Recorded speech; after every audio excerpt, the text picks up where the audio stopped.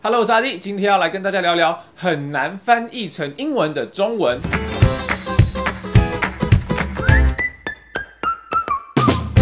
翻译真的是一门学问，不是你中文好、英文好就等于你会翻译，它是一个长时间训练跟培养的经验跟能力。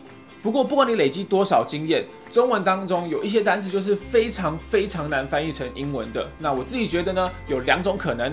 第一个是它涵盖的意思太多层面了，没有办法直接对照到一个英文单字同样有这么多丰富的意思。第二是因为可能国外没有存在这些概念，所以因为文化差异呢，很难把这些中文翻译成英文。那今天呢，我整理了几个我个人觉得很难翻译的中文，我也会尝试着把它们解释成英文。那希望呢，也可以跟大家讨论一下。加油，加油可能是祝你好运，安慰你不要难过，勉励你可以做得更好，或者是鼓励你全力以赴。意思太多了吧？啊，我知道了，可以说 fighting， 不对，那是韩文。如果我们把这一些意思分开来看的话，祝好运可以说 good luck， 安慰人可以说 cheer up， 勉励人可以说 keep it up， 那鼓励人的话呢，可以说 go for it。另外一种看法呢，加油你也可以把它视为我支持你，所以呢，英文的话可以说 I'm rooting for you。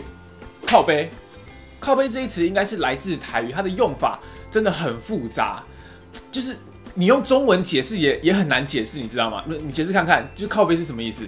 比如说，你可以叫一个人不要靠背，或者是直接形容某一个人很靠背嘛，这好像是不同的意思。还有很多的团队都是靠背系列的嘛，靠背女友、靠背男友、靠背老公、靠背老婆、靠背清大、靠背工程师、靠背星球、靠背星球，还有靠背星球。英文真的没有一个字可以涵盖这么多范围。不过呢，我们试试看分开来解释。靠背当动词就是抱怨的意思嘛。那英文的话呢，可以说 complain、whine 或者是 grumble。所以如果你要叫一个人不要靠背、不要抱怨，你可以跟他说 stop complaining、stop whining 或者是 stop grumbling。那如果你是形容一个人很靠背的话，意思应该是他很机车，不过又有一点好笑。就这样怎么翻译？这到底要怎么翻译？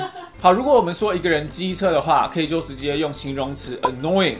不过不能只有机车，要好笑。好，又机车又好笑。好 ，OK， 知道怎么翻。好，我想到了，最好的解决方式就是把讨人厌 annoying 跟搞笑 funny 加在一起，变成是 annoyingly funny。对，我就是要翻得这么烂。孝顺。这个其实不难翻译哦，只是很难翻译的让人听得懂。孝顺的英文翻译是 filial piety。拆开来看 ，filial 是儿女的，那 piety 呢是尊重，甚至到有一种敬畏的感觉。为什么很难懂呢？是因为就算这样子翻译了，外国人还是很难听得懂，因为这个不是一个常见的单字。我觉得可能是因为在我们的文化里面还蛮重视尽孝道，就是孝顺这个观念，这个可能是在国外没有的状况。在国外，小孩子都很渴望独立，可能是一成年就会搬出家自己住，只有在重大节日的时候才会跟家人聚在一起。对，所以我很孝顺，我到现在都还是跟爸妈一起住。辛苦了。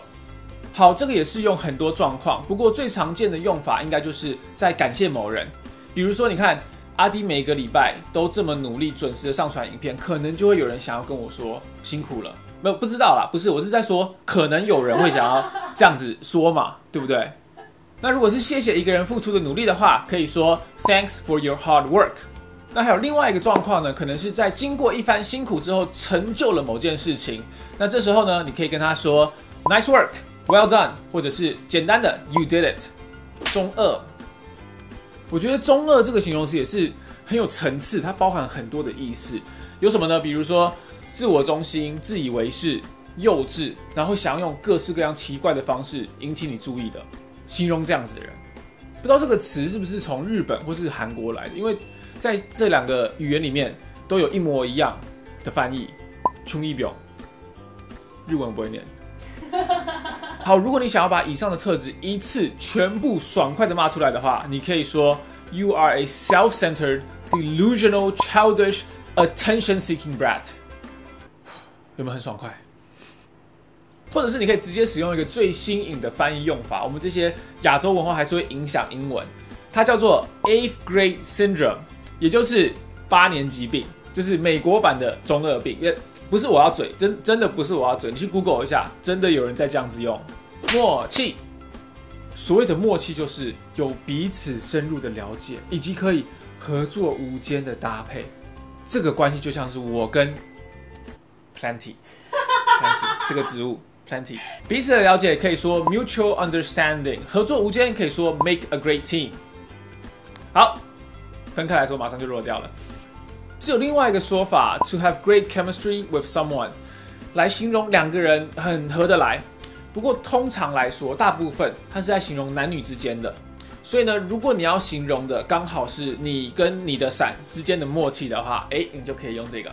好，今天讨论了这么多难翻译的中文，有没有觉得我都在硬掰呢？没有，不是，有没有让大家解惑了呢？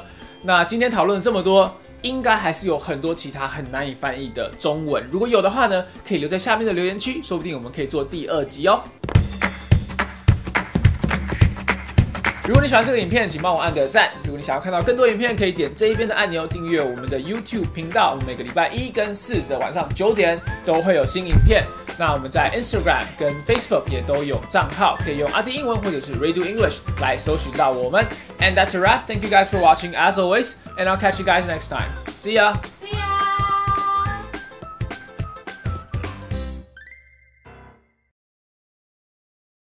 Hello， 我是阿弟，今天来讨论一下很难翻译成中文的英文的中文，讲错了，应该是很难翻译成英文的中文。